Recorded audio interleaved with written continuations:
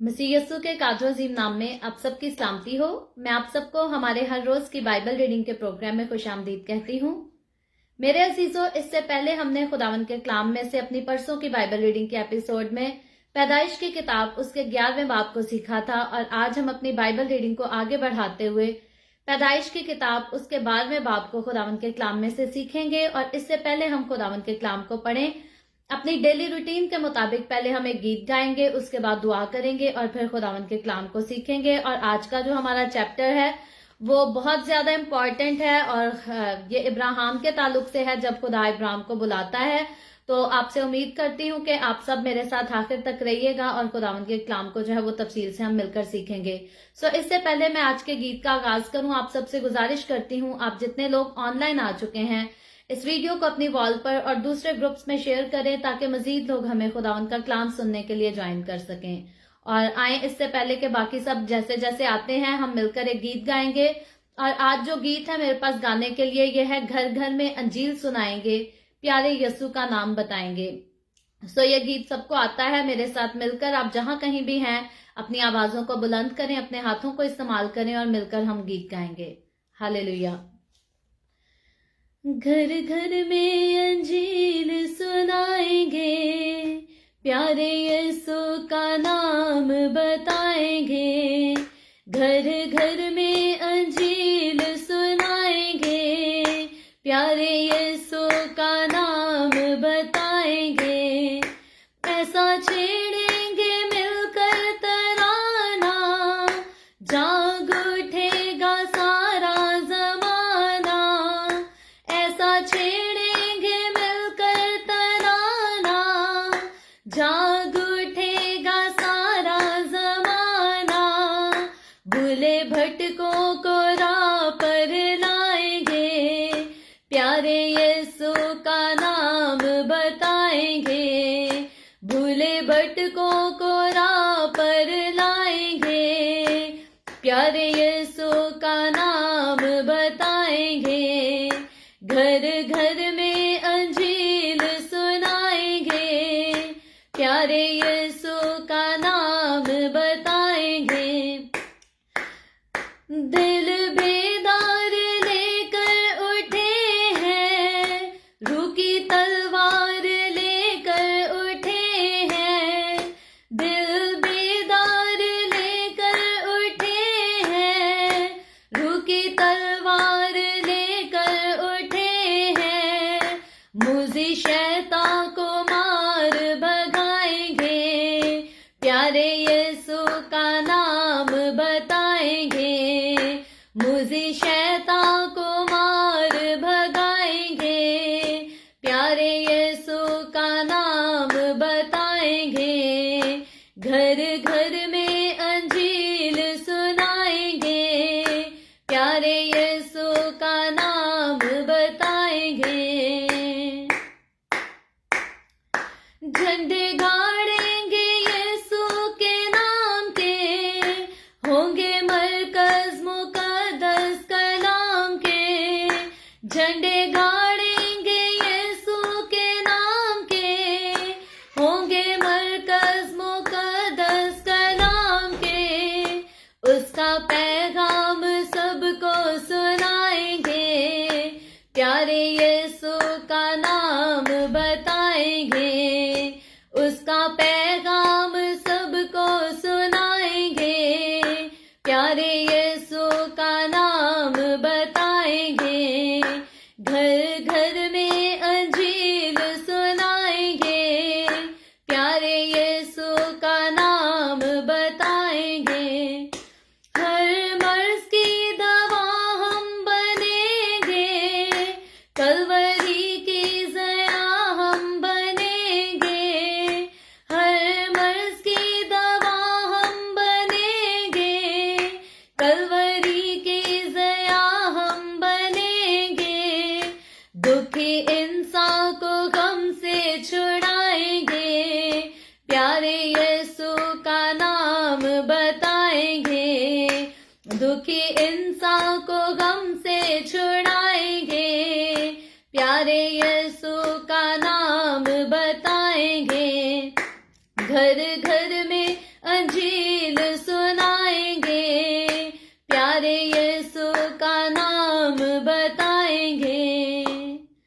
Hallelujah. बहुत खूबसूरत गीत है। घर घर में अंजील सुनाएंगे, प्यारे यस्सु का नाम बताएंगे। तो अंजील के लफ्ज पर जब हम निगाह करते हैं तो अंजील का मतलब है खुशखबरी, और हकीकतन मसीह यस्सु के साथ चलते हुए मेरे और आपके पास, हमारे पास जो है वो खुशखबरी है, अब्दी खुशखबरी है। और वो अब्दी खुशखबरी जो है वो मसीह यस्सु खुद है, जो कि इस दुनिया में आया मेरे और आपके गुनाहों की माफी का ऐलान करने, मेरे और आपके लिए हमेशा की जिंदगी का ऐलान करने के लिए। और ये खूबसूरत खुशखबरी जो है ये यस्सु मसीह के अलावा कोई ना इस दुनिया में लाया, ना ला सकता है, और ना फ्यूचर में कोई लेकर आएगा। और हकीकतन अब्दी जिंदगी की खुशखबरी होना जो है ये बहुत बड़ी और बहुत कीमती बात है। और इसी खुशखबरी के लिए हम कहते हैं कि इस खुशखबरी को, हमेशा की जिंदगी की खुशखबरी को, अब्दी जिंदगी की खुशखबरी को, गुनाहों की माफी की खुशखबरी को हम घर घर जाकर सुनाएंगे, घर जाकर सबको बताएंगे। और सिर्फ हम बताएंगे नहीं, बल्कि हम हर दुख की दवा भी बनेंगे, हम हर मर्ज की दवा भी बनेंगे, और हम दुखी लोगों को जो है वो गम से छुड़ाएंगे, गुनाह से छुड़ाएंगे, और यस्सु के पास लेकर आएंगे, ताकि वो सारे लोग जिन्होंने अभी तक अब्दी जिंदगी को नहीं जाना, जिन्होंने अभी तक यस्सु के प्यार को, उसकी मोहब्बत को नहीं जाना, नहीं माना, या उसका तजर्बा नहीं किया, हम यस्सु के प्यार को लेकर घर घर जाएंगे, फैलाएंगे, और लोगों की जिंदगियों में यस्सु के कलाम को बोएंगे, उसके कलाम के बीज को बोएंगे, और लोगों को भी हमेशा की जिंदगी से जो है वो मुतारिफ कराएंगे। और इसके लिए बहुत जरूरी है कि इससे पहले हम दूसरों को यस्सु के पास लेकर आ सकें, सबसे पहले हमें खुद जो है अपने आप से यस्सु मसीह के ताबे होना है, यस्सु की वफादारी में चलना है। और जब हमारी जिंदगी में यस्सु मसीह का प्यार, उसकी मोहब्बत काम करेगा, तो हकीकतन उस प्यार को, उस मोहब्बत को और उस फजल को हम दूसरों के साथ बांटने वाले होंगे। सो हम खुदावन का शुक्र करते हैं उसके प्यार, उसकी मोहब्बत के लिए। और इससे पहले आज के हम खुदावन के कलाम को पढ़ें। आए हम सब अपने सरों को खुदावन की हुजूरी में झुकाएंगे, दुआ करेंगे, छोटी सी दुआ करेंगे, और उसके बाद हम खुदावन के कलाम को सीखेंगे। सो आए हम सब अपने सरों को झुकाएंगे। हालेलुया। खुदावन, मैं तेरा शुक्र करती हूँ, तेरी तारीफ करती हूँ आज के इस खूबसूरत वक्त के लिए जो तूने हमें बख्शा, ताकि हम तेरे पाक कलाम को पढ़कर इससे बरकत हासिल कर सकें। खुदावन, इस वक्त मेरे साथ जितने लोग ऑनलाइन आए हैं, तमाम लोगों पर अपना हाथ बढ़ा, सबको बरकत दे, मुझ पर अपना हाथ बढ़ा, मुझे बरकत दे। खुदावन, जब हम मिलकर तेरे पाक कलाम को पढ़ते हैं, इसकी तलावत करते हैं, इसके ऊपर खुदावन हम बात करते हैं, तो तू हम सबके साथ हो। मेरे जहन को खोल, ताकि मैं भी बेहतर तौर पर तेरे कलाम को समझ सकूं और दूसरों को समझा सकूं। और तेरा कलाम खुदावन आज भी मेरे लिए और तमाम सुनने वालों के लिए बाइस से बरकत हो। मसीह यस्सु के नाम में ये दुआ मांगती हूँ, आमीन आमीन। सो खुदावन का शुक्र करते हैं। इससे पहले मैं कल के लिए माजरत करती हूँ। कल कुछ मसरूफियात की वजह से जो है मैं लाइव नहीं आ सकी थी, और मैं बता भी नहीं सकी, इन्फॉर्म भी नहीं कर सकी। जितने लोगों ने कॉल्स की, मैसेजेस किए पूछने के लिए, मैं उन सब की तहे दिल से शुक्रगुजार हूँ। खुदावंद आप सबको बहुत बरकत दे। आप हर रोज जो है इस वक्त का इंतजार करते हैं कि हम ऑनलाइन आकर मिलकर खुदावंद के कलाम को सीखें, और खुदावंद की हजूरी में, खुदावंद के नजदीक ये बात जो है ये नहायत ही पसंदीदा है। जब उसके लोग उसके दीदार के तालिब होते हैं तो खुदावंद जो है इस बात से खुश होता है, और खुदावंद अपने लोगों को इस बात पर जो है वो बरकत भी देता है, इसका अजर भी देता है। सो इससे पहले परसों हमने खुदावंद के कलाम में से बाबुल के बुर्ज के ताल्लुक से पढ़ा था कि किस तरह नूह के बाद की नस्ल जो है वो एक ही जगह पर कोशिश करती है कि जिस तरह से खुदा ने उनको हुक्म दिया था कि जमीन पर फैल जाओ, तो वो जो है वो जमीन पर फैलने से डरते हैं, और उनकी कोशिश होती है कि हम एक ही इमारत बना लें, एक ही मंजिल बना लें, और इससे बजाय कि हम जमीन पर दुनिया में दर बदर भटकते फिरें, हम इकट्ठे रहें, एक ही जगह रहें, और हम दूर से भी जो है ऊंची इमारत को देखकर अपनी मंजिल को पहचान जाए। लेकिन हमने देखा था कि खुदा के नजदीक, खुदा को उनकी ये बात, उनका ये काम जो है वो पसंद नहीं आता, क्योंकि खुदा ने पूरी दुनिया को जो है वो मामूर करना था, मामूर व माकूम करना था। पूरी दुनिया को खुदा ने इंसान के साथ भरना था, और खुदा का ये प्लान था इंसान के लिए कि इंसान बढ़े, फले, और पूरी दुनिया को जो है वो मामूर व माकूम करे। और इसीलिए हमने देखा कि खुदा ने आकर उन सब की जुबानों में इख्तलाफात डाल दिए, और जब वो एक दूसरे की जुबान को ना समझने लगे, तो जिस यूनिटी के साथ वो उस काम को, इतने बड़े प्रोजेक्ट को शुरू करते हैं, उस प्रोजेक्ट को वो खत्म कर देते हैं, उसको मुकम्मल नहीं कर पाते। और हकीकतन खुदा की मर्जी यही थी कि दुनिया पूरी में जो है वो नस्ल इंसानी फैल सके, ना कि एक ही मंजिल बनाकर, एक ही ऊंची इमारत बनाकर वहां रह सके। تو یہ خدا کا پلان تھا بنے نو انسان کے لیے اور اس دنیا کے لیے، جو کہ ہم دیکھتے ہیں کہ آج کے دور میں بھی خداوند کا پلان جو ہے وہ خوب خداوند کی مرضی کے مطابق ہمیں پورا ہوتا ہوا نظر آتا ہے۔ تو آج خداوند کے کلام میں سے جو ہے ہم پیدائش کی کتاب اس کے 12ویں باب کو پڑھیں گے۔ 12ویں باب کی جو آیات ہیں وہ ہمارے پاس 20 آیتیں ہیں، اور اس کے علاوہ کل جو ہماری پرسوں ریڈنگ رہ گئی تھی 11ویں باب کی، وہ میں نے آپ سے کہا تھا کہ آپ اپنے گھروں میں ضرور پڑھیے گا اس کو۔ پیدائش کی کتاب اس کے 11ویں باب کی 10ویں آیت سے لے کر اور اس کی 32ویں آیت تک، اور امید کرتی ہوں آپ لوگوں نے پڑھا ہوگا، خصوصاً جو روز ڈیلی بائبل ریڈنگ کو اٹینڈ کرتے ہیں، جو اپنی ڈائری پر چیزوں کو نوٹ کرتے ہیں۔ مجھے پورا یقین ہے کہ انہوں نے اس سارے چیپٹر کو جو ہے بعد میں مکمل طور پر پڑھا ہوگا، کیونکہ جب تارا کی نسل سے بات آئے گی تو اس سارے واقعے کا ذکر جو ہے آج ہم کریں گے۔ اس سے پہلے ہم مزید آگے بڑھ کر بات کریں، ہم پڑھیں گے بائبل مقدس میں سے پیدائش کی کتاب اس کا 12واں باب، اور اس کی پہلی آیت سے یوں لکھا ہے: اور خداوند نے ابراہیم سے کہا کہ تو اپنے وطن اور اپنے ناطے داروں کے بیچ سے اور اپنے باپ کے گھر سے نکل کر اس ملک میں جا جو میں تجھے دکھاؤں گا، اور میں تجھے ایک بڑی قوم بناؤں گا اور برکت دوں گا اور تیرا نام سرفراز کروں گا، سو تو باعث برکت ہو۔ جو تجھے مبارک کہیں ان کو میں برکت دوں گا، اور جو تجھ پر لعنت کرے اس پر میں لعنت کروں گا، اور زمین کے سب قبیلے تیرے وسیلہ سے برکت پائیں گے۔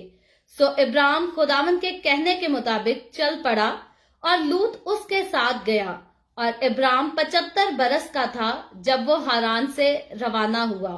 اور ابراہیم نے اپنی بیوی ساری اور اپنے بھتیجے لوط کو اور سب مال کو جو انہوں نے جمع کیا تھا اور ان آدمیوں کو جو ان کو ہاران میں مل گئے تھے ساتھ لیا، اور وہ ملک کنعان کو روانہ ہوئے اور ملک کنعان میں آئے۔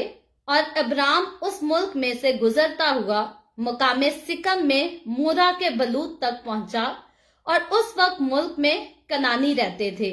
تب خداوند نے ابرام کو دکھائی دے کر کہا کہ یہی ملک میں تیری نسل کو دوں گا، اور اس نے وہاں خداوند کے لیے جو اسے دکھائی دیا تھا ایک قربانگاہ بنائی، اور وہاں سے کوچ کر کے اس پہاڑ کی طرف گیا جو بیتل کے مشرق میں ہے، اور اپنا ڈیرا ایسے لگایا کہ بیت المغرب میں اور ای مشرق میں پڑا، اور وہاں اس نے خداوند کے لیے ایک قربانگاہ بنائی اور خداوند سے دعا کی۔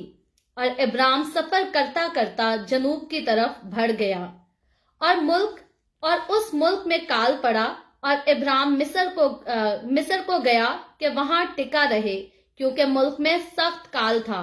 اور ایسا ہوا کہ جب وہ مصر میں داخل ہونے کو تھا تو اس نے اپنی بیوی ساری سے کہا کہ دیکھ، میں جانتا ہوں کہ تو دیکھنے میں خوبصورت عورت ہے، اور یوں ہوگا کہ مصری تجھے دیکھ کر کہیں گے کہ یہ اس کی بیوی ہے، سو وہ مجھے تو مار ڈالیں گے مگر تجھے زندہ رکھ لیں گے۔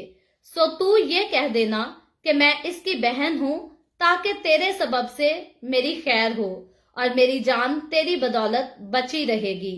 اور یوں ہوا کہ جب ابرام مصر میں آیا تو مصریوں نے اس کی عورت کو دیکھا کہ وہ نہایت خوبصورت ہے، اور فرعون کے امراء نے اسے دیکھ کر فرعون کے حضور میں اس کی تعریف کی، اور وہ عورت فرعون کے گھر میں پہنچائی گئی، اور اس نے اس کی خاطر ابرام پر احسان کیا، اور بھیڑ بکریاں اور گائے بیل اور گدے اور غلام اور لونڈیاں اور گدیاں اور اونٹ اس کے پاس ہو گئے۔ پر خداوند نے فرعون اور اس کے خاندان پر ابرام کی بیوی ساری کے سبب سے بڑی بڑی بلائیں نازل کی۔ تب فرعون نے ابرام کو بلا کر اس سے کہا کہ تو نے مجھ سے یہ کیا کیا؟ تو نے مجھے کیوں نہ بتایا کہ یہ تیری بیوی ہے؟ تو نے یہ کیوں کہا کہ وہ میری بہن ہے؟ اسی لیے میں نے اسے لیا کہ وہ میری بیوی بنے۔ سو دیکھ، تیری بیوی حاضر ہے، اس کو لے اور چلا جا۔ اور فرعون نے اس کے حق میں اپنے آدمیوں کو ہدایت کی، اور انہوں نے اسے اور اس کی بیوی کو اس کے سب مال کے ساتھ روانہ کر دیا۔ खुदावंद के पाक कलाम पढ़े और सुने जाने पर खुदावंद की बरकत हो। खुदावंद का शुक्र हो मेरे अजीजों। पैदाइश की किताब उसके 12वें बाब को हमने खुदावंद के कलाम में से पढ़ा है। इसकी पहली आयत से लेकर 20वीं आयत तक यानी कि बाब के आखिर तक हमने खुदावंद के कलाम को पढ़ा है। और पैदाइश की किताब का ये हिस्सा जो है ये इब्राहिम से लेकर मसीहाई जो लड़ी है उसकी पूरी गुफ्तगू को जो है ये यहाँ से शुरू होती है। और ये जो चैप्टर है ये मसीही लोगों के लिए जो है ये बहुत मसीहत को समझने के लिए, मसीह के इस दुनिया में आने के लिए और सारी कुर्बानियों को, हर चीज को जो है समझने के लिए बहुत जरूरी है कि हम इस चैप्टर को जो है वो पढ़ें और ध्यान से पढ़ें और इस पर गौर और इस पर फिक्र कर सकें। और ये जब हम इब्राहिम की कहानी के इस चैप्टर को ठीक से पढ़ लेते हैं, समझ लेते हैं, तो आगे जितनी मसीहाई बातें हैं, हमें हमारी सारी बिब्लिकल रस्में हैं, सारी चीजें हैं, उनको हम ध्यान से जो है वो सीख सकते हैं। तो यूं तो मैं खुद को इस लायक नहीं समझती कि मैं इस चैप्टर पर बात कर सकती या इस पर बोल सकती, लेकिन मैं खुदावंद की शुक्रगुजार हूं कि खुदावंद ने मुझे मौका दिया, खुदावंद ने मेरे लिए मुमकिन किया कि मैं अपनी डेली बाइबल रीडिंग के प्रोग्राम में इस खास चैप्टर पर जो है वो बात कर सकूं। और हकीकतन मैं इनके ताल्लुक से अगर देखूं तो मैं इस लायक नहीं हूं कि मैं इस पर बात कर सकूं, लेकिन ये खुदावंद के लिए मेरे लिए जो है वो बहुत बड़ी बरकत और एक अजीम शर्फ है, जिसके लिए मैं खुदा की शुक्रगुजारी करती हूँ। तो इब्राहिम के बारे में अगर हम देखें तो इब्राहिम को जो है खुदावंद के कलाम में भी हम देखते हैं और उसको कौमों का बाप भी कहा जाता है। और इब्राहिम ही ऐसी एक हस्ती है जिससे हम देखते हैं कि खुदावंद ने बात करना शुरू की और कफारे का काम जो है वो शुरू होता हुआ हमें नजर आता है। तो पैदाइश की किताब की अगर हम बात करें तो तख्लीक के साथ साथ जो है वो ये खुदा के अहद के लोगों के कफारे से मुतल्का भी जो है हमें बातें बताती है। जो बनीनो इंसान की नजात के लिए बनाया गया वो सारा जो है पैदाइश की किताब से ही हमें शुरू नजर आता है, मिलता है। और एक बुलाहट से हम देखते हैं कि खुदा जो है वो सब लोगों को, सारी नस्ले इंसानी को बुलाता है और फिर से अपने साथ जो है उनको शरीक कर लेता है। और इब्राहिम पर अगर हम गौर करें तो इब्राहिम जो है ये अपनी कमजोरी के साथ साथ अपने ईमान में मजबूती में जो है वो देखा जाता है। यूं तो इब्राहिम जैसे आम इंसान हर कोई जो है वो कमजोर है, इब्राहिम भी एक कमजोर इंसान था, लेकिन ईमान में इब्राहिम जो है ये हमें बहुत मजबूत दिखाई देता है, जिसको आगे चलकर हम तफसील से पढ़ेंगे। आज तो इब्राहिम की कहानी का सिर्फ शुरू है, आगे चलकर इब्राहिम की कहानी जो है अब कुछ अरसा हमारी डेली बाइबल रीडिंग के प्रोग्राम में जारी रहेगी। तो अगर हम कहें कि हम इब्राहिम की जिंदगी के ताल्लुक से और उसके बाकी वाकयात के ताल्लुक से एक ही दिन में सारी स्टडी कर लें तो ऐसा मुमकिन नहीं है। हमें बहुत सारे दिन लगेंगे कि हम तरतीब से इब्राहिम की जो है वो पूरी कहानी और उसकी सारी बातों को डिस्कस कर सकेंगे। और हम देखते हैं यहाँ पर इस किताब को जब हम पढ़ते हैं, खसूसन इस चैप्टर को हम पढ़ते हैं, तो हम देखते हैं कि खुदा अपने कफारे के मकासद के लिए जो है वो इब्राहिम को बुलाता है। आदम और हवा की जो जुदाई बागे अदन में होती है खुदा से, उस जुदाई के एवज खुदा दोबारा से बनीनो इंसान के साथ, नस्ले इंसानी के साथ मेल मिलाप करने के लिए खुदा खसूसन जो है वो इब्राहिम को बुलाता है। और खुदा इब्राहिम को दुनिया चुनने के लिए चुनता है। खुदा ने इब्राहिम को सिर्फ इसलिए नहीं चुना कि सिर्फ वो यहूदी कौम को या कौम बनी इसराइल को चुन ले, बल्कि खुदा ने इब्राहिम को चुना ताकि उसके वसीला से खुदा दुनिया की तमाम कौमों को चुने, जिसका आगे चलकर जो है हम और क्लियरली जिक्र पढ़ेंगे।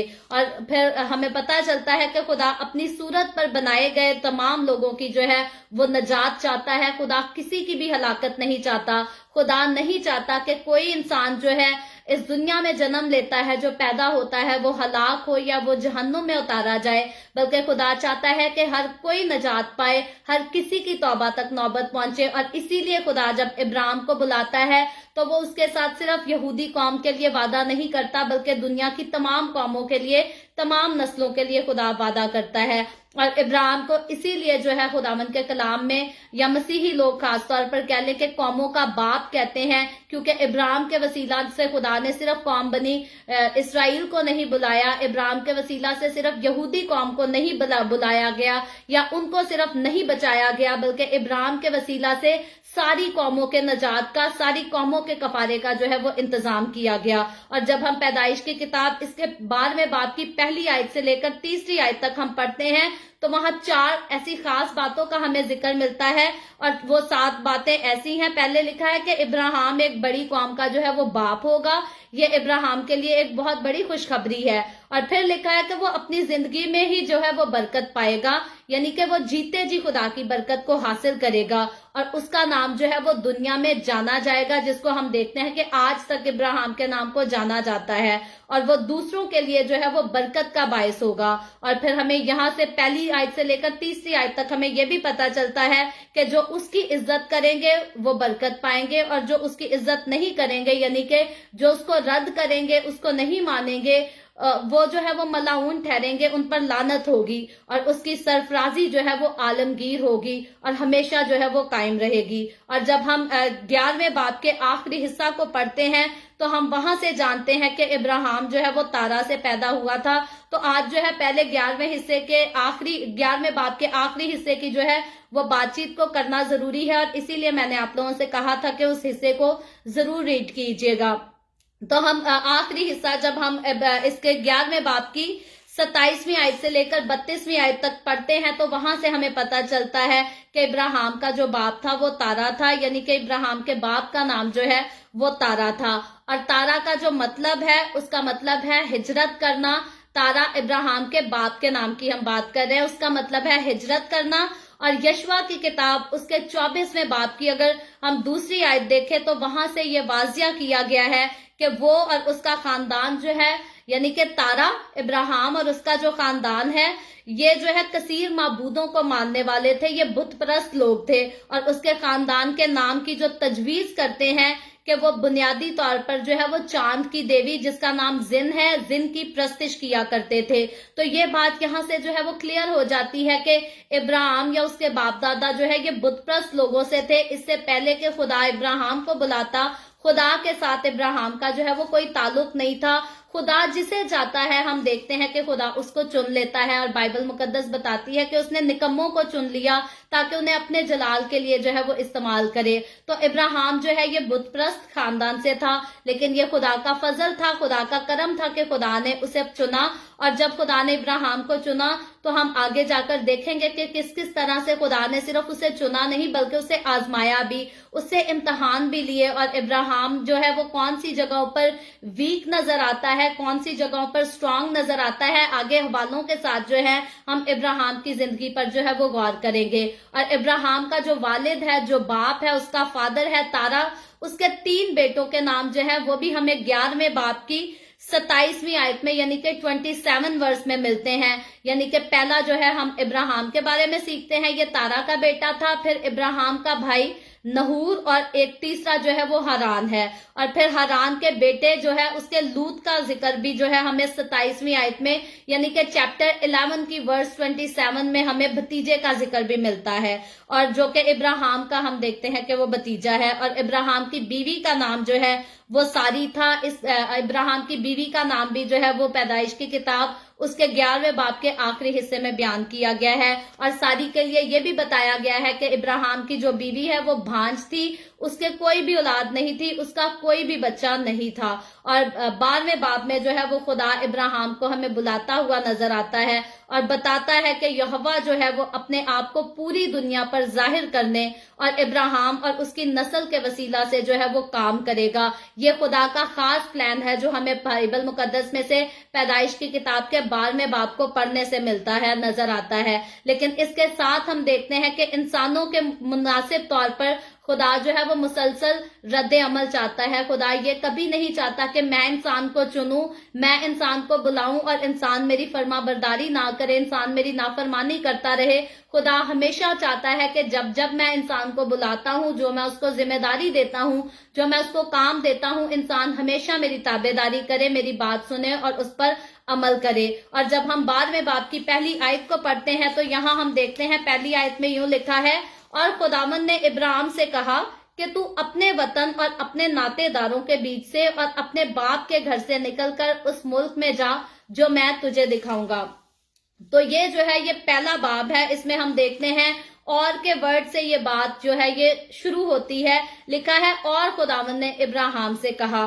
تو یہاں جو اور کا ورڈ ہے یعنی کہ اور خدا نے ابراہیم سے کہا، یہ خدا کی اوپر جو ہے ہم سابقہ بلاہٹ کا حوالہ دیکھتے ہیں کہ خدا جو ہے سابقہ طور پر ابراہیم کو بلاتا ہے اور ایک خاص مقصد کے لیے بلاتا ہے. اور خداوند یہ بلاہٹ جو ہے یہ خدا کی مخیرانہ دعوت کی بنیاد پر یہ ہے. اور خدا ہمیشہ جو ہے وہ ابتدا کرتا ہے، ہمیشہ شروعات کرتا ہے انسان کے ساتھ اپنی رفاقت کو بحال کرنے کے لیے، انسان کے ساتھ رفاقت میں رہنے کے لیے. ہم دیکھتے ہیں صلح کی ابتدا جو ہے وہ خدا کی طرف سے ہوئی. خدا کے ساتھ جب انسان جو ہے وہ اسٹرانگ ریلیشن شپ میں آیا یا تعلقات میں آیا، خدا کی بندگی میں جھکا، خدا کی طرف سے خدا کے نام سے معجزات دکھائے گئے، تو ان ساری چیزوں کی شروعات جو ہے یہ خداوند کی طرف سے ہے. اگر انسان خود سے چاہے کہ ہم خدا تک پہنچ جائیں یا ہم خدا کی مانند ہو جائیں یا ہم خدا جیسے کام کر سکیں، ایسا انسان کی ذات کے لیے ممکن نہیں. لیکن خدا جو ہے ہمیشہ اس بات کے لیے شروعات کرتا ہے. خدا نے آدم اور حوا کو بنایا، ان کو باغ عدن میں رکھا، ان کو پیار دیا، ان کو عزت دی، ان کو اعلیٰ مقام دیا، ساری چیز پر ان کو اختیار دیا. لیکن انسان نے جو ہے وہ گناہ کیا اور اس باغ میں جس میں خدا نے اسے رکھا تھا اس سے انسان کو جو ہے وہ باہر نکلنا پڑا. اور تب سے لے کر ہم دیکھتے ہیں کہ جب خدا نے آدم، حوا اور شیطان کو سزا سنائی تو تب سے خدا نے نجات کے پلان کا جو ہے وہیں پر ذکر کر دیا تھا. یسوع مسیح کے اس دنیا میں وہیں پر آنے کا جو ہے وہ ذکر کر دیا تھا. لیکن جب ابراہیم کو خدا بلاتا ہے تو وہ خاص اسی مقصد کے لیے خدا ابراہیم کو بلاتا ہے تاکہ جس مقصد کو، جس کام کا ذکر خدا نے وہاں باغ عدن میں کیا تھا سزا کو سناتے ہوئے، اب اس کام کی جو ہے وہ شروعات ہو سکے. تو ابراہیم کو جو خدا نے بلایا وہ صرف ایسے ہی معمولی بات چیت کے لیے نہیں بلکہ اپنے خاص مقصد کو جو ہے پورا کرنے کے لیے خدا نے ابراہیم سے بلایا. اور لکھا ہے خداوند نے کہا، یعنی زبانی بات چیت کا مفہوم ہے یہ، نہ کہ ہم دیکھتے ہیں کہ یہاں خواب یا رویا میں ابراہیم سے بات کی جا رہی ہے. نہ تو ابراہیم نے سوئے ہوئے کوئی خواب دیکھا ہے اور نہ رویا میں جو ہے ابراہیم کو کوئی مکاشفہ دیا گیا ہے، بلکہ ہم دیکھتے ہیں کہ خدا جو ہے جب ابراہیم کو بلاتا ہے تو اس سے براہ راست جو ہے وہ بات چیت کرتا ہے. اور ابراہیم کو ایک خاص شخص کے طور پر جو ہے وہ یہاں ظاہر نہیں کیا گیا. اس کا خاندان جو ہے وہ کثیر معبودوں کو ماننے والا تھا، اس کے بارے میں ہم پہلے بھی ذکر کر چکے ہیں. لیکن ممکنہ طور پر جو ہے یہ چاند دیوتا کی جو ہے یہ دیوی کی پرستش کرتے تھے، اور حقیقی طور پر جو ہے وہ ابراہیم وہ بت پرست تھا. لیکن خدا جب اسے بلا لیتا ہے تو پھر بت پرستی کو جو ہے اس کی زندگی کا خدا حصہ نہیں رہنے دیتا. لیکن خداوند نے ہم دیکھتے ہیں کہ اس کو بت پرستی میں رہتے ہوئے بھی خدا نے ابراہیم پر نگاہ کی، اس سے بات چیت کی اور اسے بلا لیا. اور اس کے وسیلہ سے ہم دیکھتے ہیں کہ پوری نسل انسانی کو خدا نے بلایا. خدا نے صرف ابراہیم کو، اس کے باپ کو یا اس کے بھتیجے لوط کو نہیں بلایا، صرف قوم بنی اسرائیل کو، صرف یہودی قوم کو نہیں بلایا، بلکہ پوری نسل انسانی کو خدا نے جو ہے ابراہیم کو بلا کر پوری نسل انسانی کو بلا لیا. اور پہلی آیت میں جو ہے خدا ابراہیم کو بلاتا ہے اور اس کو ہمیں حکم بھی دیتا ہوا نظر آتا ہے. صرف خدا نے اسے بلایا نہیں بلکہ ساتھ خدا جب اس سے بات چیت کرتا ہے تو اسے حکم بھی دیتا ہے اور اس کو کہتا ہے کہ اپنے وطن سے نکل اور اپنے ناطے داروں کے بیچ سے اور اپنے باپ کے گھر سے نکل کر اس ملک میں جا جو میں تجھے دکھاؤں گا. تو خدا جب ابراہیم کو بلاتا ہے تو اس کو ساتھ ہی حکم دیتا ہے کہ یہاں سے نکل جا اور ادھر جا جہاں میں تجھے بتاؤں گا، جہاں میں تجھے کہتا ہوں. اور 11ویں باب کی جب ہم 31ویں آیت کو دیکھتے ہیں تو تارا کا اور چھوڑ کر جو ہے کنعان کو جانے کا حوالہ ہمیں وہاں پر ملتا ہے. اس حوالے کو میں بلکہ پڑھ دیتی ہوں. 11ویں باب کی 31ویں آیت میں لکھا ہے، اور تارا نے اپنے بیٹے ابراہیم کو اور اپنے پوتے لوط کو جو حران کا بیٹا تھا اور اپنی بہو ساری کو جو اس کے بیٹے ابراہیم کی بیوی تھی ساتھ لیا، اور وہ سب کسدیوں کے اور سے روانہ ہوئے کہ کنعان کے ملک میں جائیں، اور وہ حران تک آئے اور وہیں رہنے لگے. تو یہ حوالہ جو ہے ان کا جانے کا ہمیں یہاں ملتا ہے پیدائش کی کتاب اس کے 11ویں باب کی 31ویں آیت میں. لیکن حرام میں قیام کرنے کا یہ حوالہ ہے اور لکھا ہے حران دونوں جو ہے یہ چاند کی اور کی بات کی گئی ہے. اور حران جو ہے یہ دونوں جو ہے یہ چاند کی پرستش کرتے تھے، اور یہ اس پرستش چاند کی جو لوگ پرستش کرتے تھے یہ ان سارے لوگوں کا جو ہے یہ جگہ مرکز ہوا کرتی تھی. اور تارا اور اس کا خاندان बतेरे यानी कि चांद देवता की प्रस्तिश में ये सारे शामिल थे, ये सब उस किस्से में जो है वो इन्वॉल्व थे। लेकिन इब्राहिम के लिए अपने खानदान को छोड़ना और उनके पैदाइश की सरजमीन को जो है एक खुले आम इकरार था कि वो वहां से रह रहे थे, वहां वो खुश थे, लेकिन यहाँ खुदा कहता है उसको छोड़ देना। तो ये काम हम देखते हैं कि अगर मुझे और आपको कोई कहे कि जहां हम शुरू से रह रहे हैं, जहां के लोगों से हमें बड़ा प्यार है, हमें मोहब्बत है, वहां से जब हमें निकलने के लिए कहा जाए तो इंसान के लिए हकीकतन ये बात जो है वो मुश्किल होती है। मेरा अपना पर्सनल एक्सपीरियंस रहा है, जब हमें पाकिस्तान छोड़कर आना पड़ा तो हमने कभी सोचा नहीं था कि हम पाकिस्तान छोड़कर जो है वो बहुत दूर चले जाएंगे। तो अचानक से हमारे हालात बने और कुछ महीनों के अंदर जो है तकरीबन 4-5 महीनों में जो है हमारा फैसला हुआ कि हम चले जाएंगे। और 5-6 महीने, शायद 4-5-6 इन्हीं महीनों का वाकया है कि हमें जो है वो पाकिस्तान छोड़कर निकलना पड़ा। लेकिन ये मुश्किल वक्त था हमारे लिए, इस कदर मुश्किल था कि जिन लोगों के साथ हम ग्रो हुए हैं, जिन लोगों के साथ हम पले बड़े हैं, जिनके साथ हमारे खसूसन ताल्लुकात हैं, खून के रिश्ते हैं, उन्हें हम छोड़कर जा रहे हैं। और ये मुश्किल था डिसीजन लेना। आज 8 साल हो गए हैं पाकिस्तान से हमें निकले हुए, और उसके बाद कई हमारे खानदान के लोग इस दुनिया से चले गए, कई हादसात हुए, मुश्किलात हुई। हमारे लिए मुमकिन नहीं हुआ कि हम जाकर किसी के दुख में शरीक हो जाएं या खुशी में शरीक हो जाएं, या दूसरों के लिए जो पाकिस्तान में रहते हैं उनके लिए मुमकिन नहीं कि वो हमारे दुखों में आकर जो है वो शरीक हो जाए। तो जब इब्राहिम को खुदा हुक्म देता है कि अपने नातेदारों को, सबको जो है वो छोड़कर चला जा, तो इब्राहिम के लिए जो है ये हकीकी तौर पर हम देखते हैं कि ये एक बड़ा अजीब हुक्म था। लेकिन इब्राहिम जो है वो खुदा की बात मानता है, उस पर तवज्जो देता है और वो ऐसे ही करता है। और उसको कहा तू अपने नातेदारों के बीच से जो है वो चला जा। तो यहोवा की जो बुलाहट है इब्राहिम के लिए, उसके रद्दे अमल के लिए जो है हम देखते हैं कि ये शुरुआत थी। और इब्राहिम ने अपना किरदार अदा नहीं किया, बल्कि अपने नातेदारों के बीच से और अपने बाप के घर से वो निकलकर फौरी तौर पर उसने खुदा से कोई आर्ग्यूमेंट नहीं किया। खुदा को उसने ये नहीं कहा कि तू मुझे कहाँ भेज रहा है, मैं क्या करूंगा। वो जो है फौरी तौर पर खुदा की बात मानता है, उसको सुनता है और उसकी ताबेदारी करता है, उसकी फरमाबरदारी करता है। और इब्राहिम की ये फरमाबरदारी जो है ये खुदा को पसंद आती है, क्योंकि खुदा जो है वो हमेशा इंसान से उसकी फरमाबरदारी चाहता है। हम देखते हैं कि आदम और हवा ने जो है वो खुदा की नाफरमानी की तो बागे अदन से जो है वो निकाल दिए गए। लेकिन इब्राहिम ने खुदा की फरमाबरदारी की तो खुदावन ने जितने वादे इब्राहिम से किए थे वो खुदा ने इब्राहिम की जिंदगी में पूरे किए। हालांकि हम आगे चलकर देखेंगे कि इब्राहिम की जिंदगी में कमजोरियां भी पाई जाती थी, गलतियां भी पाई जाती थी, लेकिन खुदा को इब्राहिम की फरमाबरदारी जो है वो पसंद थी। और हकीकतन खुदा ने जितने उससे वादे किए वो पूरे होते हुए हमें नजर आते हैं। और लिखा है उस मुल्क में जा जो मैं तुझे दिखाऊंगा। खुदा इब्राहिम से कहता है तू उस मुल्क में चला जा जो मैं मुल्क तुझे दिखाऊंगा। तो इब्राहिम के ईमान की खसूसियत जो है ये इब्रानियों की किताब उसके 11वें बाब की 8वीं आयत में हमें दी गई है कि इस खास जरजमीन का वादा पुराने अहदनामा का हम देखते हैं कि महूर बन जाता है, यानी कि इसराइल को यहोवा सरजमीन देता है, कौम बनी इसराइल को वो सरजमीन देता है जिसका खुदा ने जो है वो बाप इब्राहिम से वादा किया था। और आगे चलकर जब हम इसकी दूसरी आयत को देखते हैं, 12वें बाब की दूसरी आयत को, तो यहाँ लिखा है और मैं तुझे एक बड़ी कौम बनाऊंगा और बरकत दूंगा और तेरा नाम सरफराज करूंगा सो तू बाइस से बरकत हो। तो यहाँ जो है खुदा जब उसे बुलाता है, जब उसको हुक्म देता है, तो फिर आगे जो है उसको खुशकिस्मती की अच्छी बातें भी बताता है और कहता है मैं तुझे एक बड़ी कौम बनाऊंगा, और फिर कहता है मैं तुझे बरकत दूंगा, मैं तेरा नाम सरफराज करूंगा। तो ये नस्ल का वादा है जो खुदा इब्राहिम के साथ करता है, और ये वादा एक खास नस्ल हम देखते हैं या औलाद का मरकजी तवज्जो आगे जाकर बन जाएगा, जिसको हम ऑलरेडी हमने मुकाशफा की किताब को जब पढ़ा है तो हमने देखा है कि किस तरह जो खुदा ने एक वादा जो इब्राहिम से किया था ये आखिर तक हम देखते हैं खुदा के लिए ये वादा अहम रहता है, और खुदा अपने वादे को कभी नहीं भूलता बल्कि हमेशा उसे पूरा करता है। यानी कि हम मसीहा का जब जिक्र पढ़ते हैं तो जो सब कौमों को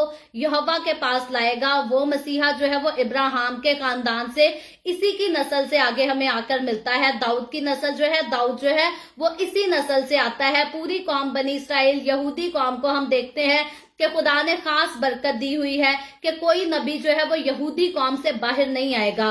और हकीकतन यीशु मसीह के आने से पहले हम जितनी नबियों की, पैगंबरों की हिस्ट्री देखते हैं वो सारे कौम यहूदी से थे, यहूदी कौम से थे। और ये खुदा की खास बरकत जो है ये खुदा ने अपने बंदा इब्राहिम के साथ इस वादे की शुरुआत की थी। और आगे साथ साथ खुदा हम देखते हैं कौम बनी इसराइल बहुत सारी बातों में, बहुत सारी चीजों में नाफरमान भी रही है, लेकिन खुदावन ने जो वादा अपने बंदा इब्राहिम से किया था वो खुदा पूरी कौम से, हमें साथ साथ उस कौम को खुदा सजा देता हुआ भी नजर आएगा। लेकिन अपने वादे को ना तो खुदा भूलता है और ना उसे पूरा करने से कभी पीछे हटता है। खुदा हमेशा इस वादे को जो है वो पूरा करने वाला है। और आदम और हवा के गुनाह से हम देखते हैं जो जुदाई खुदा और इंसान के बीच में आ गई थी, उसकी अब जो है वो खुदा फिर से शुरुआत करता है इब्राहिम को बुलाकर, लेकिन एक शख्स से, एक खानदान से, एक कौम से, कि वो सब कौमों को जो है वो कफारा पाने वाले लोगों में जो है इसको वाजिया तौर पर जो है खुदा दिखाएगा।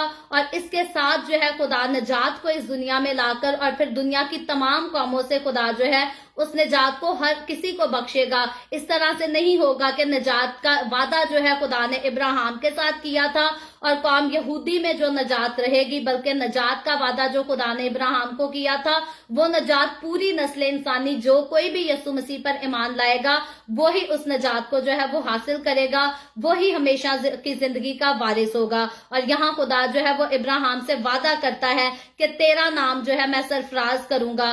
और फिर लिखा है कि सब लोग जो है उसे जानेंगे और उसकी जो है वो इज्जत भी करेंगे, उसको मानेंगे भी। और खुदा कहता है सो तू 22 से बरकत हो।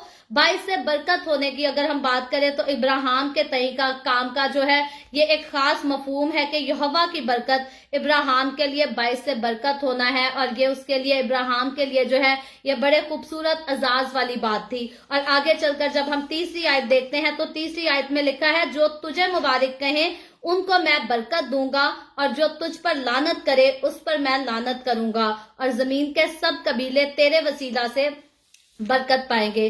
तो अब यहाँ हम देखते हैं लिखा है जो तुझे मुबारक कहे मैं उनको बरकत दूंगा, यानी कि यहोवा की बरकत इब्राहिम की बरकत से ही आएगी। इब्राहिम के वसीला से जो है खुदा की बरकत को सारे देखेंगे, लेकिन उसके लिए जो है खुदा उसको बता रहा है, खुदा शुरुआत कर रहा है। खुदा कहता है जो तुझे मुबारक कहें, यानी कि जो उसको मुबारक कहेंगे, जो खुदा की कौम को मुबारक कहेंगे, जो खुदा के वादों को मुबारक कहेंगे, वही खुदा की बरकत को जो है वो हासिल करेंगे, वही उसमें शरीक होंगे। लेकिन ये एक खास अंदाज से जो है इस बात को बयान किया गया है खुदा ने। और लिखा है जो तुझ पर लानत करे उस पर मैं लानत करूंगा। यहाँ लानत के लिए जो है वो 2 इब्रानी अल्फाज यूज हुए हैं। पहले का मतलब तो है कोई बुरी बात का करना, और दूसरा जो मतलब है वो खुदा की सजा वाली लानत हमें नजर आता है। यानी कि वैसे नहीं कि किसी पर लानत, जो सजा है वो भी लानत के बराबर ही होती है। जैसे हमने देखा खुदा ने जो है वो आदम को सजा दी, हवा को सजा दी। वैसे खुदा ने आदम पर लानत नहीं की थी, हवा पर लानत नहीं की थी, लेकिन जो सजा उनको दी गई थी वो एक लानत की तरह की ही सजा थी। खुदा कभी किसी पर लानत नहीं करता, लेकिन खुदा की जो सजा होती है, खुदा का जो गजब बनीनो इंसान पर भड़कता है, वो कोई कम चीज नहीं होती, वो कोई मामूली चीज नहीं होती, वो लानत की तरह ही दिखाई देते हैं। और लिखा है जो इब्राहिम को बदनाम करते हैं, अपने आप को यहोवा से वो जो है वो अलग करते हैं। और आज हम देखें जितने लोग जो है वो खुदा की कौम पर लान तान करते हैं, खुदा के नाम पर लान तान करते हैं या खुदा के कलाम पर लान तान करते हैं, बाइबल मुकद्दस हमें क्लियरली बताती है कि वो खुदा की बादशाही में दाखिल नहीं होंगे। और इस वादे की शुरुआत जो है वो खुदा इब्राहिम से हमें करते हुए पैदाइश की किताब उसके 12वें बाब में नजर आता है। और इसलिए जो है उन पर लानत होगी जो खुदा की कौम को, जो खुदा के बंदा को या खुदा के कलाम को रद्द करेंगे, वो जिंदगी को ना देखेंगे। और जिंदगी को ना देखना, हमेशा की जिंदगी को जानकर भी उससे दूर रहना, इससे बड़ी लानत जो है किसी के लिए और इस दुनिया में नहीं। ये सबसे बड़ी इंसान के लिए सजा और सबसे बड़ी लानत है। और यहोवा जो है वो अपने आप को बुनियादी तौर पर इब्राहिम और उसके खानदान के जरिए जो है इस नस्ल इंसानी पर, इस दुनिया पर जो है वो जाहिर करता है। और हकीकतन जब खुदा अपने आप को, अपने चेहरे को जाहिर करता है तो खुदा किसी खास प्लान के तहत कर रहा है। अमूमन जो है खुदा ने जब भी किसी से बात की, जब अपने आप को किसी का ऊपर जलवागर किया, जब भी बाइबल मुकद्दस में हम देखते हैं खुदा ने किसी से कलाम किया तो खुदा ने कभी भी जो है वो बेफायदा कलाम नहीं किया, बल्कि हमेशा जो है वजह के साथ, खास मकसद के साथ। अगर आसमान पर से फरिश्ते भेजे गए तो वो भी खास मकसद के लिए भेजे गए, खुदा की मर्जी को, खुदा के कलाम को दूसरों तक जो है वो पहुंचाने के लिए। और खुदा खुद जब जब भी किसी के सामने आया है, जब जब किसी के साथ खुदा ने बातचीत की है, तो वो भी खास मकसद के लिए की है, ऐसे ही नहीं की। तो खुदा का हमेशा इंसान के साथ राब्ता करना, इंसान को बुलाना, उसके साथ बातचीत करना कभी भी हम देखते हैं कि बेमकसद या बेवजह नहीं होता। और खुदा इब्राहिम के साथ अपने वादे में सब कौमों को जो है वो शामिल कर लेता है, जो कि हमें चैप्टर नंबर 11 की आलमगीर बगावत की रोशनी में हमें अहम मालूम होती है, ये बहुत खास मालूम होती है। और खुदा इब्राहिम को चुनता है कि वो और उसकी सूरत पर बनाए गए तमाम इंसानों को जो है खुदा इसके वसीला से चुन ले और हमेशा की जिंदगी का रास्ता दिखाए, अबदी जिंदगी का रास्ता दिखा सके। और ये हकीकतन एक अहम हवाला है, बहुत ज्यादा बाइबल मुकद्दस का इम्पॉर्टेंट हवाला है, खास चैप्टर है। और ये वाज़े तौर पर खुदा के सब कौमों तक पहुंचने के लिए इब्राहिम को इस्तेमाल करने के मकसद को जो है वो जाहिर करता है, मुझ पर और आप पर जाहिर करता है। और ये ना सिर्फ अगर हम देखें कि उनके लिए जो इब्राहिम से लगाव रखते हैं, बल्कि उनके लिए भी है जो इब्राहिम की नस्ल से लगाव रखेंगे। यानी कि सिर्फ उस दौर के लोगों के लिए नहीं, बल्कि आज मेरे और आपके लिए और हमारे बाद आने वाली सारी नस्लों के लिए, ये हर एक के लिए वादा है। और फिर यहोवा के चुनाव में हम देखते हैं कि आलमगीर मकसद था और है कि उसकी नस्ल में से एक खास के वसीला से कफारा लाए, यानी कि खुदा ने कफारे का काम करना था, बनीनो इंसान की नजात का काम करना था, इसलिए खुदा ने इब्राहिम को चुना। और बड़ी तस्वीर में हम देखें तो ये यहूदियों के लिए रोया की इबादत नहीं है, बल्कि यहूदी के वादा करदा हम देखते हैं, उसके लिए एक ईमान का खास रद्द अमल है जो खुदा ने हमें पैदाइश की किताब उसके 12वें बाब में करता हुआ खुदा नजर आता है। और इससे आगे बढ़कर जब हम चौथी आयत को पढ़ते हैं तो चौथी आयत में लिखा है, सो इब्राहिम ने खुदा के कहने के मुताबिक चल पड़ा और लूत उसके साथ गया। और इब्राहिम 75 बरस का था जब वो हरान से रवाना हुआ। तो ये जो है ये चौथी आयत हमें बताती है कि इब्राहिम ने जब खुदा की बात को सुना, जब इब्राहिम ने खुदा के हुक्म को सुना, तो इब्राहिम ने खुदा की ताबेदारी कर कर जो है इब्राहिम चल पड़ा और इब्राहिम के साथ जो है वो लूत भी गया। और ये आयत हमें बताती है कि लूत उसके साथ गया और इब्राहिम की उम्र जो है उस वक्त जो है वो 75 साल थी, यानी कि 75 बरस का था जब वो हरान से रवाना हुआ। तो हरान की अगर हम बात करें तो हरान जो है ये पैदाइश की किताब उसके 11वें बाब की 26वीं आयत में हमें नजर आता है कि हरान जो है वो तारा के बेटे का नाम था, जो उस वक्त जो है वो फौत हो गया, यानी कि मर गया। लेकिन यहाँ हरान का जब जिक्र हमें मिलता है तो ये एक शहर की, एक सिटी की बात हो रही है। और ये शहर जो है ये शमाल मगरिब की जानिब है। और दोनों शहर ऊर और हरान जो है ये चांद की, यानी कि देवता जिसका नाम जिन है, उसकी प्रस्तिश का मरकज थे। इसका जिक्र जो है हम आज की बाइबल रीडिंग के शुरू में भी हम पहले से कर चुके हैं। तो इब्राहिम जो है यहाँ खुदा की फरमाबरदारी करता है और वो उसके साथ जो है वो चल पड़ता है। और आगे 5वीं आयत में लिखा है, और इब्राहिम ने अपनी बीवी सारी और अपने भतीजे लूत को और सब माल को जो उन्होंने जमा किया था और उन आदमियों को जो उनको हरान में मिल गए थे साथ लिया और वो मुल्क के कनान को रवाना हुए। तो ये जो आयत है ये 12वें बाब की 5वीं आयत हमें मिलती है, जहां सारी का जिक्र है कि सारी जो है इब्राहिम की बीवी, इब्राहिम ने उसको अपने साथ लिया। और सारी के ताल्लुक से हम ऑलरेडी ये जानते हैं, पहले जिक्र कर चुके हैं, और अमूमन सारे मसीही लोग इस बात को जानते हैं कि सारी जो है वो भांज थी, उसके कोई औलाद नहीं थी। और यहाँ एक खास बात का जो है 5वीं आयत में हमें जिक्र मिलता है, लिखा है, मैं पढ़ देती हूँ फिर से, उन आदमियों को जो उनको हरान में मिल गए थे साथ लिया। तो उन लोगों को जो उसको हरान में मिल गए थे यहाँ साथ लिया। तो ये हमें नजर आता है कि यहूदी जो तसौफ कहता है कि यहूदी तसौफ जो है वो इसके बारे में कहता है कि इब्राहिम खुदा की कुदरत दिखाने के लिए जो है वो जादू से लोग बनाया करता था, यानी कि जादू के साथ वो इंसानों को बनाता था, जबकि ऐसा जो है वो मुमकिन नहीं है। और रबी के ताल्लुक से देखें तो रबी कहते हैं, रबी का कहना है कि ये इब्राहिम की मनादी से ईमान लाने वालों का जो है वो हवाला है, जो यहाँ पैदाइश की किताब उसके 12वें बाब की 5वीं आयत में बयान किया गया है। लेकिन जब हम इसके सियाको सबाक को देखते हैं تو یہ ہم اس کو دیکھتے ہیں کہ یہ زر خرید جو ہے یہ غلاموں یا خادموں کا حوالہ ہے، اور ان کے ساتھ ساتھ جو ہے یہ ان کے بچے ہیں جو اس دور میں اس وقت ابراہیم کے ساتھ تھے۔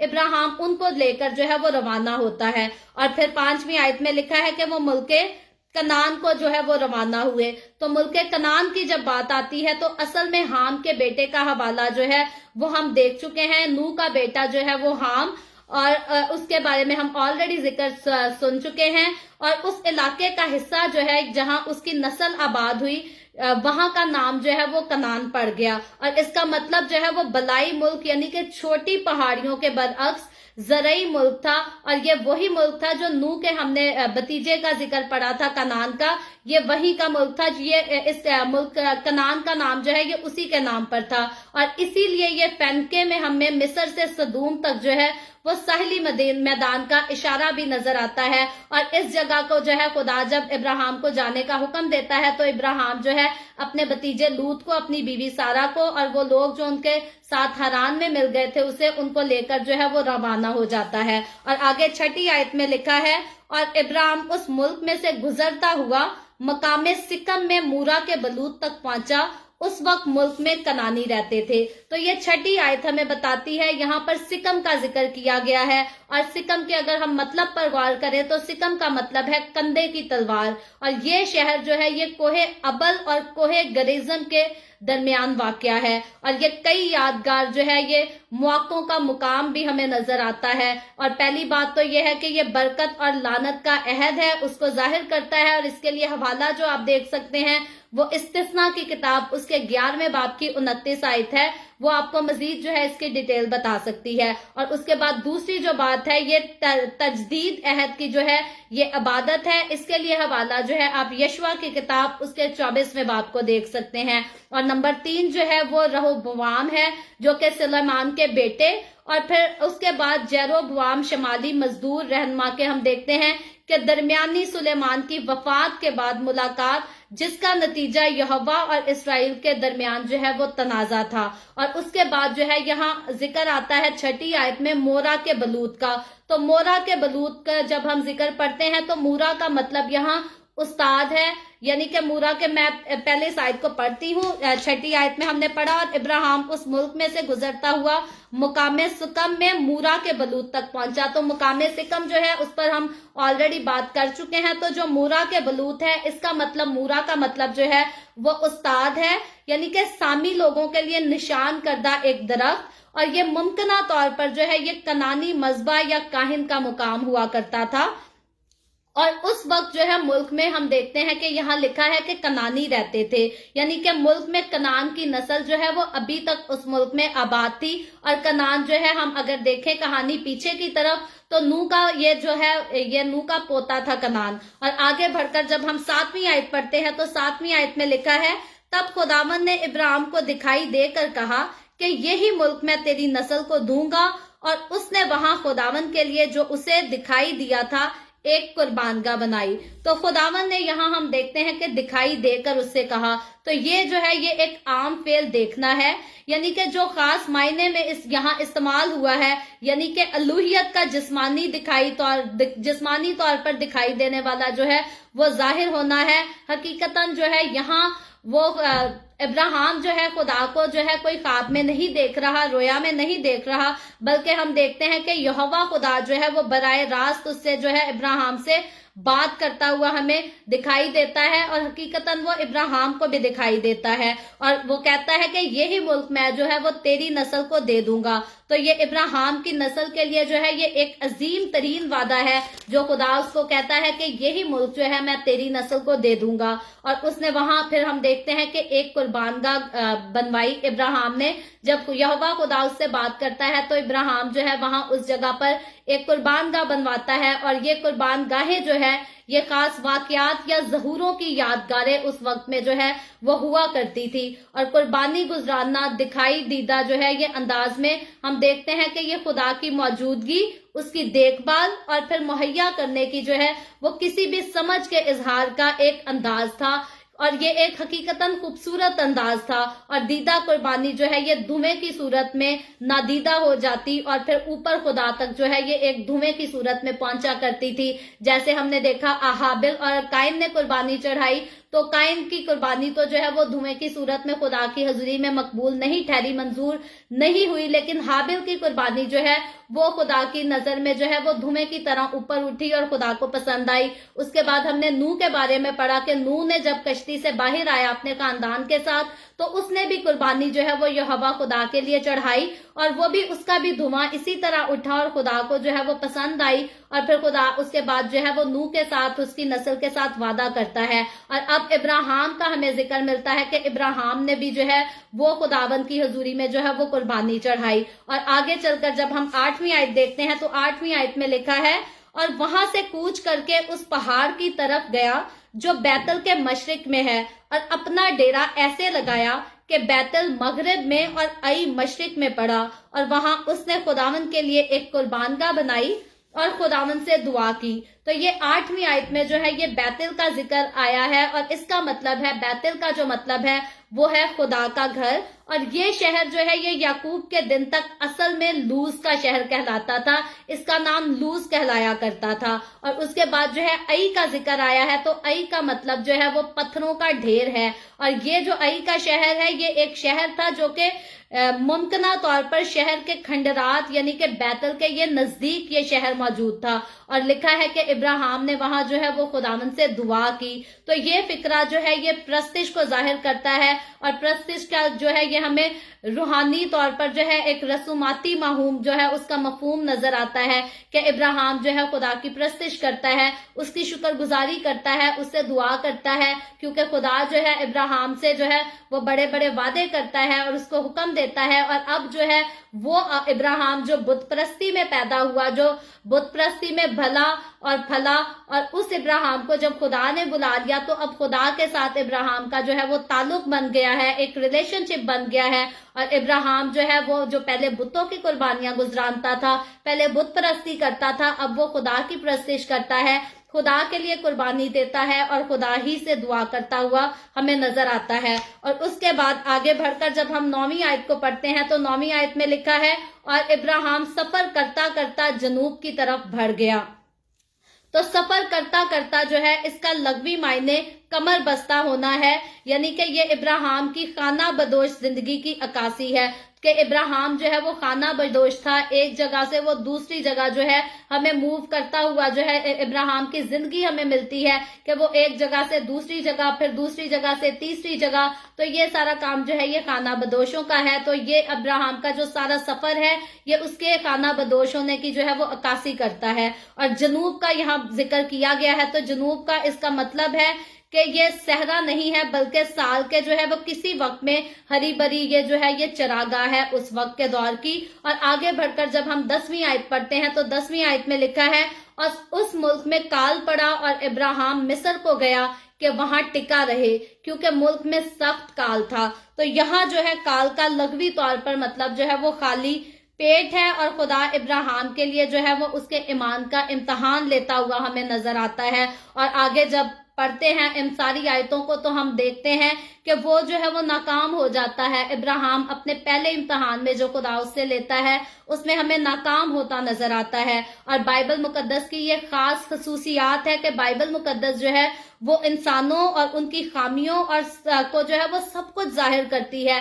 खुदा ने अपने लोगों जिनके साथ खुदा ने वादे किए, जिनको खुदा ने बरकतें दी, खुदा ने उनकी गलतियों को, उनकी कमजोरियों को भी जो है वो छुपाया नहीं, बल्कि सच्चाई के साथ बाइबल मुकद्दस में जो है वो सारा कुछ ठीक ठीक बयान किया गया है। और बाइबल मुकद्दस में अगर तब्दीली की बात हम देखते हैं कि अगर बाइबल मुकद्दस को तब्दील किया जाता तो हकीकतन वो सारे लोग जो खुदा के साथ रिलेशनशिप में थे उनकी गलतियों को बाइबल मुकद्दस में से निकाला जा सकता था।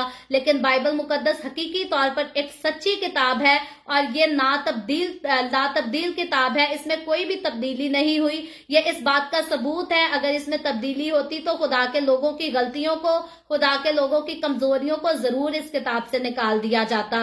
लेकिन क्योंकि इस किताब को कोई तब्दील नहीं कर सकता, اسی لیے خدا کے وہ سارے لوگوں کی جو غلطیاں تھی، جو کمزوریاں تھی، جب خدا نے اپنے روح کی تحریک میں ان کتابوں کو اپنے لوگوں سے، اپنے خاص لوگوں سے قلم بند کرایا، تو خدا نے اپنے لوگوں کی غلطیوں کو بھی جو ہے وہ اس میں ایڈ کیا، لکھوایا، ان کو چھپایا نہیں۔ اور یہ میرے اور آپ کے سیکھنے کے لیے ہے۔ یہ غلطیاں اس لیے نہیں ہے کہ ہم کسی خادم کے یا خدا کے کسی بندے کی غلطی کو لے کر آج اپنی زندگی میں انکریجمنٹ سمجھیں کہ بھائی ابراہیم نے یہ کام کیا تھا تو میں بھی ایسا کام کر سکتا ہوں، کیونکہ یہ جب ابراہیم کی ہم سٹوری پڑھتے ہیں، پیدائش کی کتاب اس کے 12ویں باب کی، تو ہمیں میرا پرسنل لائف میں ایک ایسا آدمی گزرا جس نے اپنی زندگی میں 2 بیویاں رکھی، ایک کو تو وہ اپنی بیوی بتاتا تھا اور دوسری کو جو ہے اپنی بہن بتاتا تھا، اور جو لوگ اس کے اس راز کو جانتے تھے جب اسے کہتے تھے تو وہ کہتا تھا جی باپ ابراہیم نے بھی تو ایسا کیا تھا۔ تو یاد رکھے باپ ابراہیم کی اگر یہ کمزوری جو ہے یہاں لکھی گئی ہے تو یہ میرے اور آپ کے لیے انکریج